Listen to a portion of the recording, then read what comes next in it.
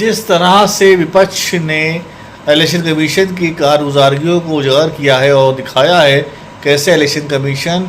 बेईमानी से वोट करा रहा है, कैसे वोटर लिस्ट में गड़बड़ी की जा रही है, कैसे एक ही वोटर लिस्ट में एक ही इंसान के कई जगह नाम आ रहा है, और कैसे ये दिखाया गया है कि एक व्यक्ति जिसकी फ़ोटो संदिग्ध लगती है उस तरह के कई वोट है और कई बार उसको रिपीट किया गया है।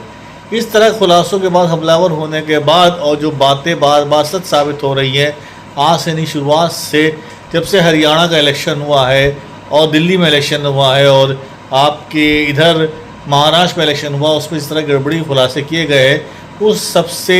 इन सब बातों की पुष्टि हो रही है कि जो विपक्ष लगातार कह रहा था वो सही है। और इलेक्शन कमीशन जो है पूरी तरह से बीजेपी से मिल गया है और बीजेपी का इलेक्शन कमीशन हो गया है।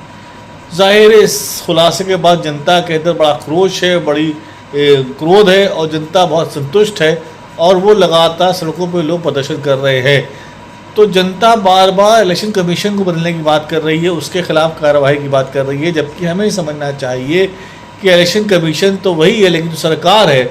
वो इलेक्शन कमीशन को बर्बाद करने में लगी हुई है। उसी ने इलेक्शन कमीशन को बर्बाद किया है, उसी ने ईडी को बर्बाद किया है, सीबीआई को बर्बाद किया है, और पूरा जो सरकारी तंत्र जिसको बनाया गया था देश के लोकतंत्र की सुरक्षा के लिए, उसको विपक्ष को तोड़ने में, विपक्ष को कमज़ोर करने में और जनता की आवाज़ को दबाने में लगा दिया गया ताकि एक ही पार्टी की सरकार बनी रहे। और जाहिर सी बात है ये सब बीजेपी ने किया है और ये सब बीजेपी समर्थित पार्टी जो